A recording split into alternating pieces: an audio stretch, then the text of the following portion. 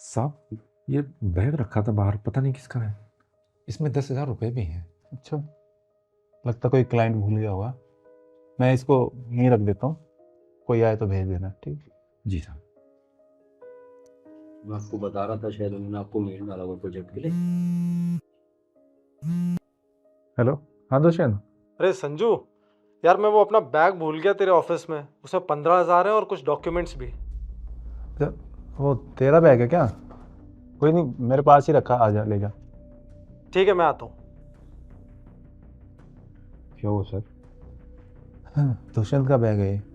लेकिन दुष्यंत कह रहा कि इसमें 15,000 रुपये थे, पर सुधांशु ने मुझे बताया कि इसमें 10,000 रुपये। 5,000 रुपये कहाँ गए? सर अगर दुष्यंत जी बोल रहे हैं तो सच ही बोल रहे होंगे ना।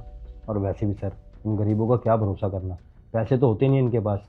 इनको लगा होगा कि अच्छा मौका है, निकाल लेता हूँ, कौन सा किसी को पता चलेगा। निकाल लिए होंगे पैसे। अगर उसे ऐसा करना होता तो बैग मुझे क्यों दे के जाता? वो तो सारे भी रख सकता था। वो सर आपको इसलिए ला के दिया गया है ताकि वो आपके सामने अच्छे बन सके और आप उनके ऊपर शक ना करो। सर आप मेरी बात मानो, चोरी उन्होंने ही की है। पर हम ऐसे बिना किसी प्रूफ पे किसी पे इल्ज़ाम नहीं लगा सकते। सर सीधा सीधा प्रूफ है तो दुष्यंत जी बोल रहे इसमें 15,000 थे और वो हमें आके बोल रहे इसमें 10,000 है। और वैसे भी उनके अलावा ये पर्स किसी ने छेड़ा भी नहीं है।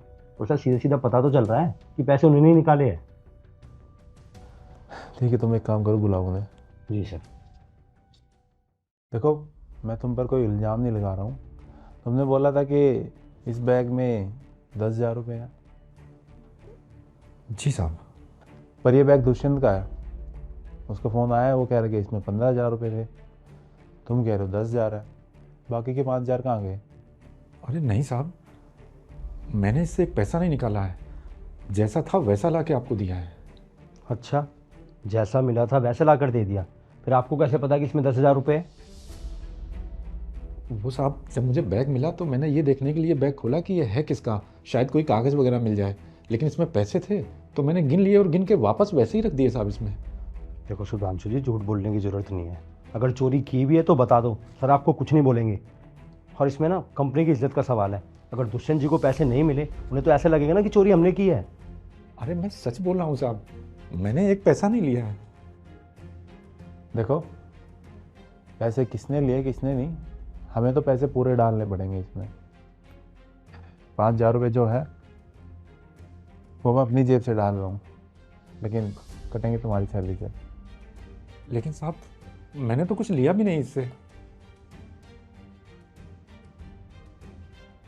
सॉरी ब्रदर, मैं डिस्टर्ब किया तुझे। कोई बात नहीं, ये लो तुम्हारा बैग, पूरे 15,000 रुपये इसमें।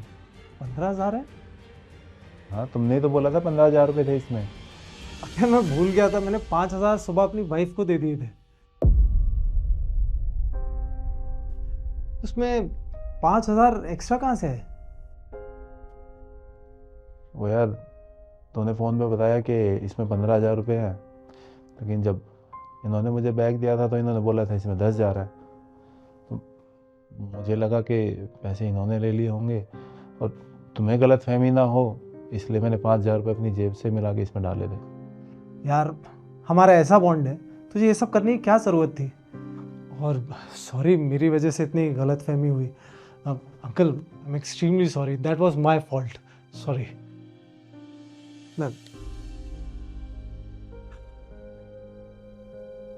ये 5,000 और मैं चलता हूँ, शाम को मिलते हैं। ठीक है।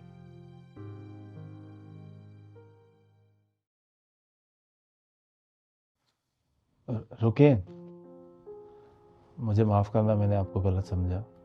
हाँ अंकल, प्लीज़ हमें माफ़ कर देना। हमने आपके ऊपर झूठा इल्ज़ाम लगाया। We are really sorry.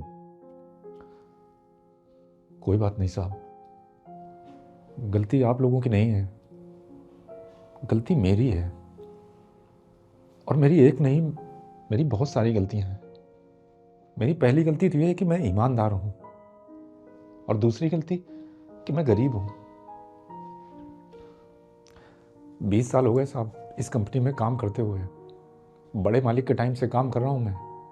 आप तो तब बहुत छोटे थे, लेकिन आज जब ये आपने मुझ पर चोरी का इल्ज़ाम लगाया तो मुझे ऐसा लगा जैसे मेरी 20 साल की मेहनत और ईमानदारी का सारा इनाम आपने आज मुझे दे दिया। कल मुझे पता था आप ऐसा कुछ नहीं कर सकते, पर कोई बात नहीं साहब, कोई बात नहीं। अच्छा आप एक काम करिए, ये पैसे आप रख लीजिए।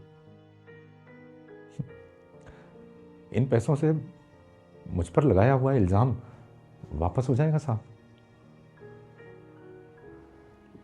लेकिन आप ये मत सोचिएगा कि मैं इस इल्ज़ाम से दुखी होकर नौकरी छोड़ दूंगा और कल से काम पर नहीं आऊँगा।